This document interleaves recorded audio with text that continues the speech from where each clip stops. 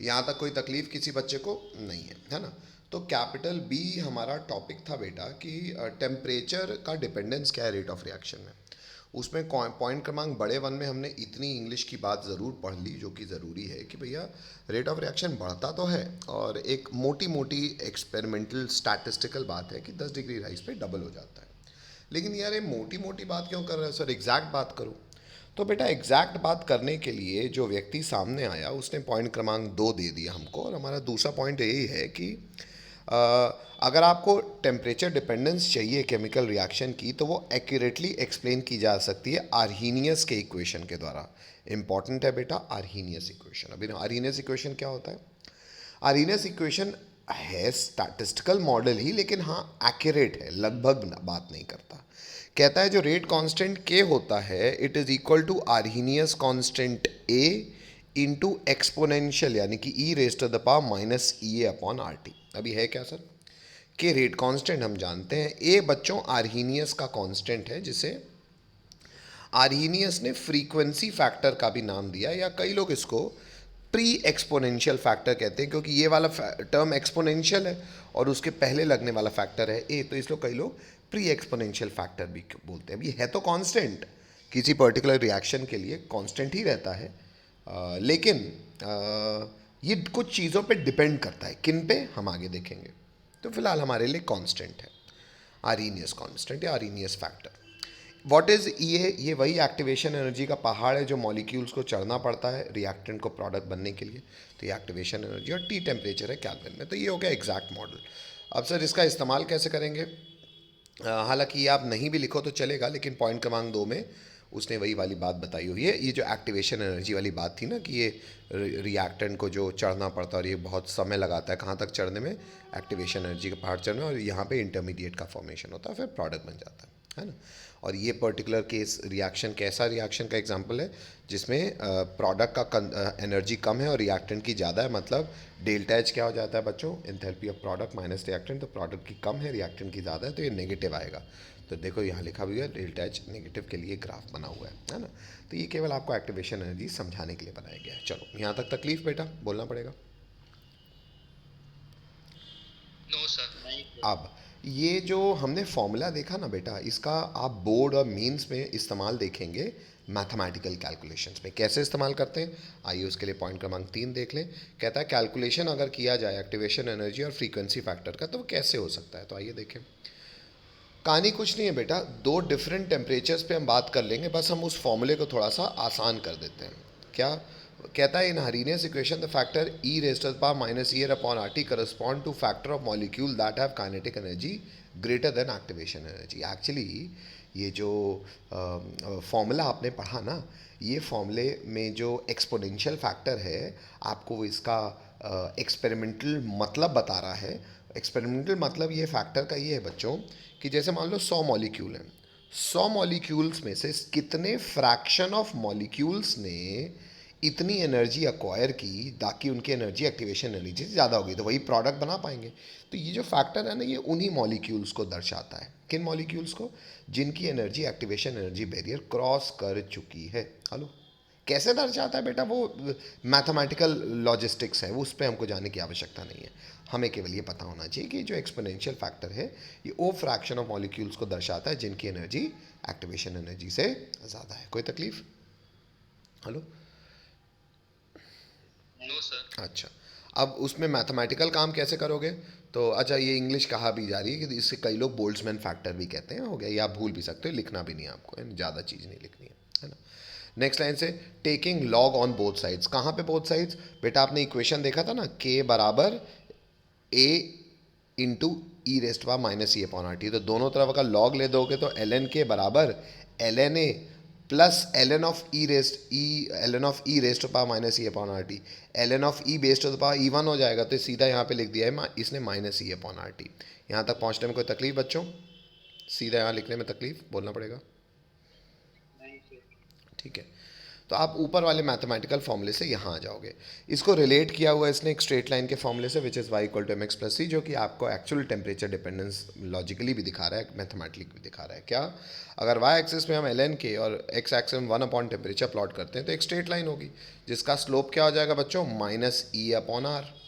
और बस आर का वैल्यू ये देखो 8.314 जूल पर कैलोरी पर मोल आप पुट कर सकते हो। और इससे आपको समझ में आ रहा है कि अगर हम टेम्परेचर बढ़ाएंगे तो 1 अपॉन टेम्परेचर घटेगा, तो 1 टेम्परेचर अगर बढ़ाओगे तो 1 अपॉन टेम्परेचर घटेगा, और अगर 1 अपॉन टेम्परेचर घटा तो आप कहाँ जा रहे हो, इधर आ रहे हो, है ना। 1 अपॉन टेम्परेचर है ना आपका एक्स एक्सिस में, तो अगर आप टेम्परेचर बढ़ाओगे तो 1 अपॉन टेम्परेचर घटेगा, मतलब हम पीछे आ रहे हैं। तो पीछे आने पे देखो लॉग के क्या हो रहा है, मतलब रेट कांस्टेंट बढ़ रहा है, तो मतलब टेम्परेचर बढ़ाने पे रेट कांस्टेंट बढ़ता है। ये तो हम जानते भी, हमने एक्सपेरिमेंटली देख भी लिया, मैथमेटिकली भी देख लिया। एक और इसमें लॉजिस्टिक्स है कि अगर ln को आप लॉग लिखोगे तो फैक्टर आ जाएगा 2.303 का।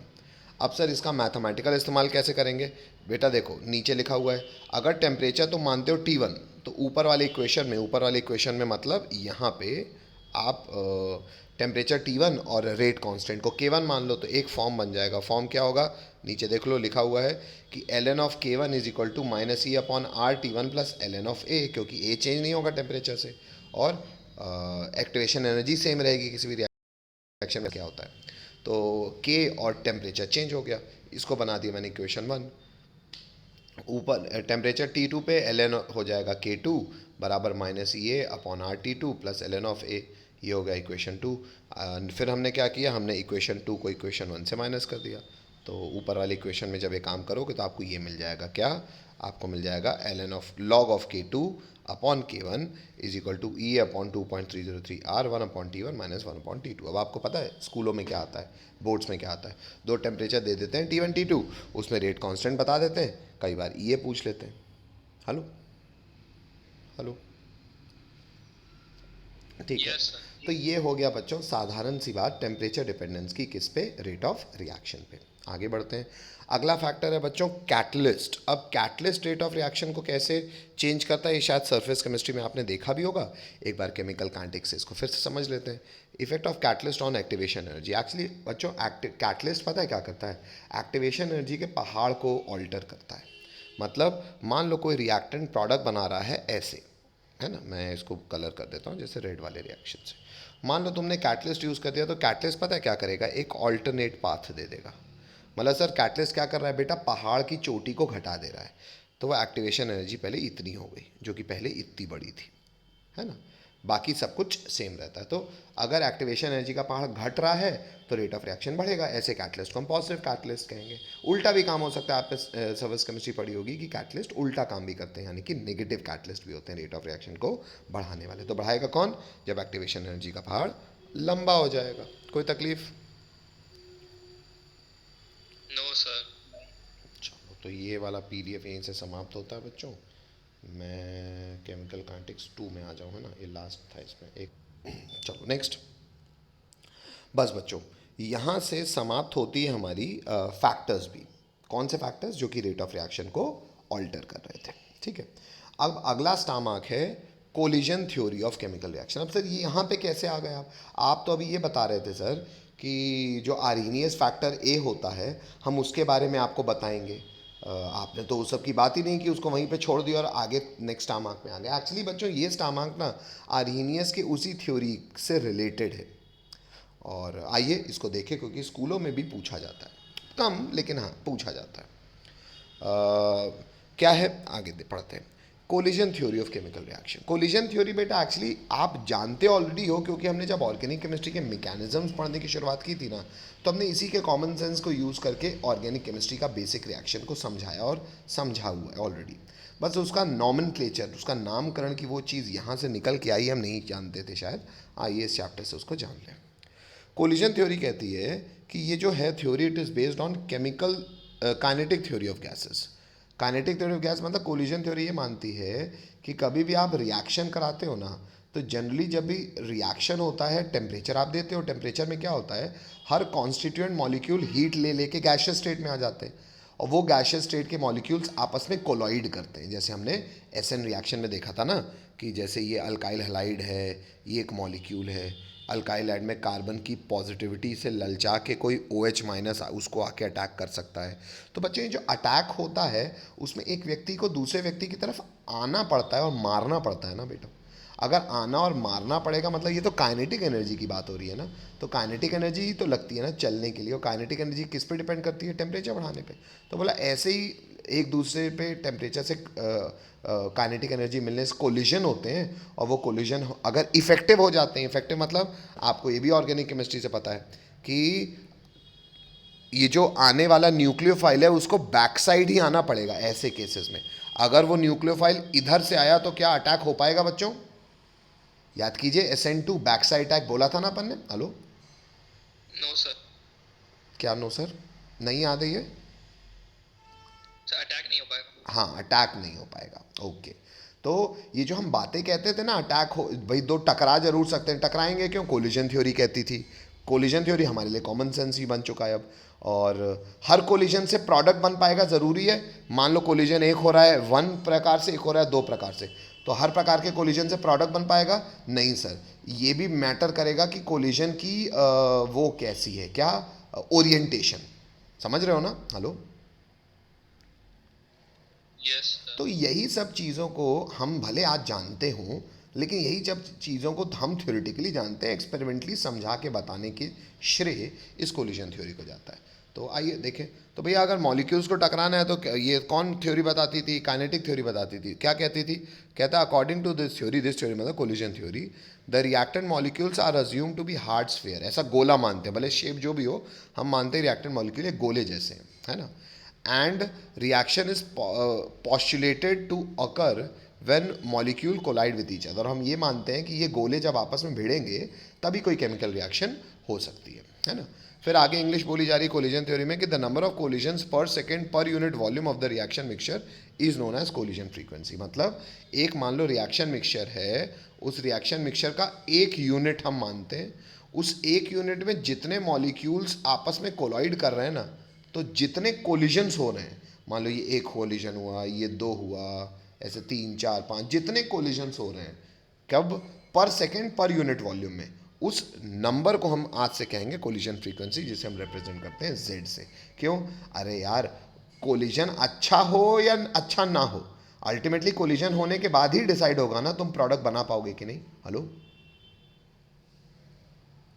तो अगर तुमको ये देखना है कि रिएक्टेंट टकरा के प्रोडक्ट बना रहे हैं, तो सबसे पहले तुम देख लो कितने टकरा रहे हैं।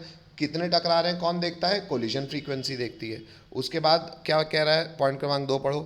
कहता है another factor which affects the chemical reaction is activation energy. हमें ये पता ही है कि रिएक्टेंट प्रोडक्ट तभी बना पाएगा, सिर्फ कोलाइड करने से नहीं चलेगा। कोलिजन भी ऐसा होना चाहिए कि कोलिजन होने के बाद जब दो लोग पास आएँ तो जो इंटरमीडिएट बनाए वो इतना स्टेबल हो ताकि वो एक्टिवेशन एनर्जी बैरियर को क्रॉस कर पाए। और उसको कौन डील करता था बच्चों? ई का फैक्टर। तो रेट ऑफ रिएक्शन, अगर कोई भी ए बी मिलके प्रोडक्ट बना रहा है तो रेट ऑफ रिएक्शन किस पे डिपेंड करेगा भाई? ए और बी का जितना कोलिजन होता है, जितना ज़्यादा कोलिजन होगा उतना ज़्यादा संभावना। तो कोलिजन को कौन डील कर रहा है? Z A B. और वो कोलिजन जब भी होते हैं, वो कोलिजन होने से जो इंटरमीडिएट बन रहा है, वो intermediate activation energy barrier cross कर पाएगा कि नहीं कर पाएगा, उसका कौन सा फैक्टर है? E raised to the power minus E upon R T. तो दोनों को इंटू कर दिया तो रेट ऑफ रिएक्शन आ गया। Hello hello, yes sir. वही इंग्लिश में कह रहा है where Z A B represent the collision frequency of reactant A and B and E raised power minus E upon R T represent the fraction of molecules with energies equal to or greater than activation energy। Hello, तकलीफ?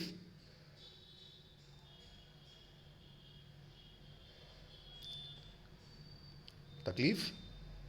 No sir. चलो next point क्रमांक 3 में आ रहा हूँ collision frequency के। कहता है the collision in which molecules collide with sufficient kinetic energy called threshold energy and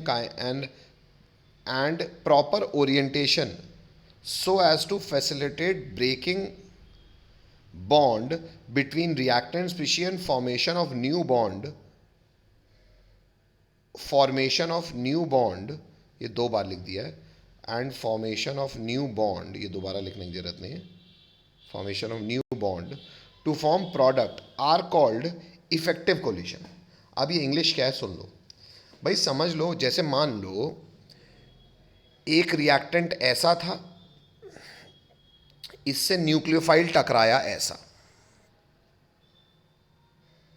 ठीक है। अब एक रिएक्टेंट ऐसा था, लेकिन उस रिएक्टेंट से न्यूक्लियोफाइल टकरा रहा है ऐसा,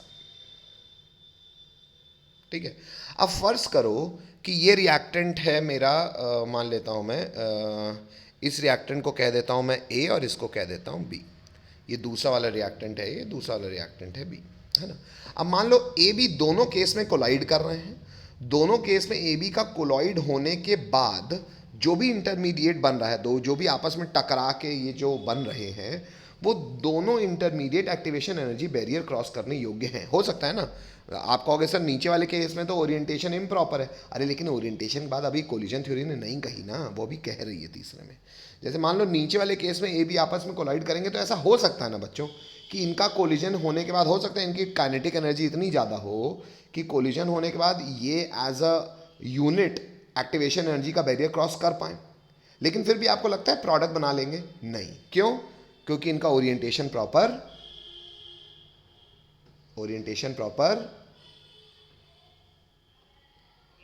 नहीं है।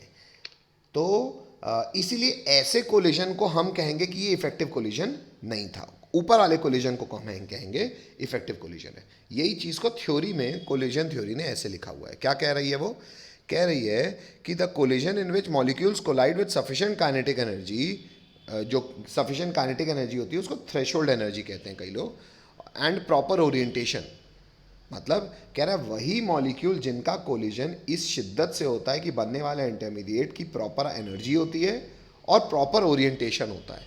कहता कैसा orientation? So as to facilitate, ऐसा ओरिएंटेशन होता है ताकि फैसिलिटी मिल जाए किस चीज़ की, पुराने बॉन्ड टूट जाएं और नए बॉन्ड अच्छे से बन जाएं। ऐसे ही कोलिजन को हम क्या कहते हैं? Effective collision. ऐसे ही कोलिजन को हम क्या कहते हैं? क्या कहते हैं? Effective collision. हेलो, पॉइंट क्रमांक 4 में वो बात को पूरी कर रहा है। कह रहा है to account for effective collision another factor P called probability or steric factor is introduced. It takes into account the fact that a collision molecule must be properly oriented. जैसे कि रेट ऑफ रिएक्शन आपने अब तक क्या पढ़ा था? Rate of reaction आपने अब तक पढ़ा था, it is equal to rate collision frequency ZAB, मतलब जितने ज़्यादा कोलिजन होंगे उतना रेट होगा। फिर ई का फैक्टर, मतलब जितने लोगों का कोलिजन होने के बाद एक्टिवेशन एनर्जी बैरियर क्रॉस कर पाएंगे वो फैक्टर, इनटू अब एक पी का फैक्टर जोड़ दिया गया है जो कि बता रहा है कितने फ्रैक्शन ऑफ मॉलिक्यूल्स की ओरिएंटेशन प्रॉपर है। हेलो हेलो अच्छा, तो अब बच्चों इसी को आप आर्हीनियस थ्योरी से रिलेट करो। अच्छा, ये हो गई हमारी कोलिजन थ्योरी के हिसाब से रेट आ गया, है ना। अब इसी को आप ये बच्चों मत करना, ये एडवांस का टॉपिक है। ये जो पैरेलल रिएक्शन वाली बात थी ये आपको नहीं लिखना है ना, हटा दे रहा हूँ मैं। अब मैं केवल आपको यहाँ से ये भी नहीं करना, एडवांस का टॉपिक है बच्चों। चलो ये तो ख़त्म ही हो गया क्या पूरा? एक सेकंड रुको, हाँ ये लास्ट पेज है क्या?